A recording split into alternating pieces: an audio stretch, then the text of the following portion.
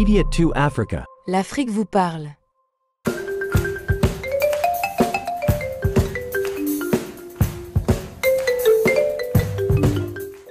Soul Makossa, l'un des titres phares de l'artiste Manu Dibango immortalisé à travers un livre et une exposition photo. Depuis le 21 juin 2024, date qui marque la célébration de la fête de la musique, le célèbre photographe et journaliste Samuel Ewane Ndiakwa a choisi d'entamer le début de sa tournée africaine par le Cameroun, terre natale de Manu Dibango, pour présenter ses œuvres avant de continuer dans d'autres pays d'Afrique dans un but précis. L'objectif de cette exposition, c'est de faire connaître à travers le monde qui était Manu Dibango, avec qui il a collaboré et surtout ce que les musiciens avec lesquels il a joué pensent de lui. Parce que lorsque Manu Dibango est décédé lors de la Covid-19 en mars 2020, beaucoup de musiciens n'ont pas eu l'occasion de lui dire au revoir.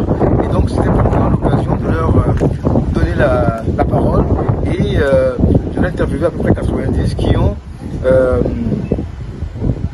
parlé du Manu Dibango qu'ils connaissaient.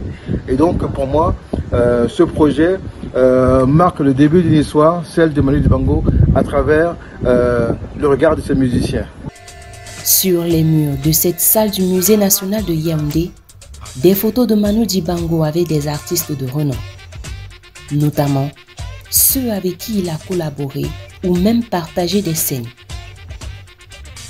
Qu'il s'agisse de Jacob Desvarieux, Salif Keita, Yannick Noah, Angélique Kidjo et plus encore, chacun d'eux a partagé la vie de l'artiste à un moment donné. La rencontre avec Manu Dibango entre 1997 et 2019 est le déclic pour Samuel Ndiakwa.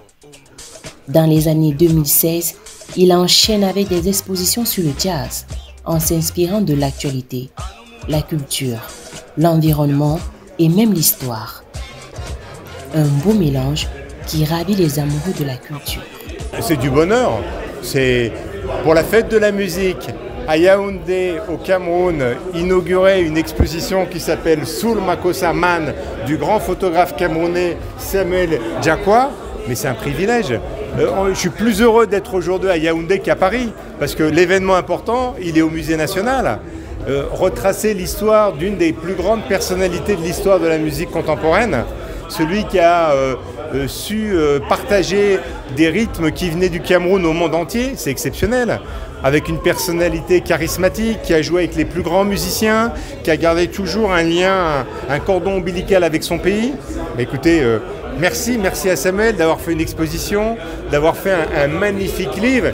En dehors de l'exposition photo, on découvre un livre de 472 pages préfacé par Michel Dibango qui nous plonge dans l'univers de l'artiste.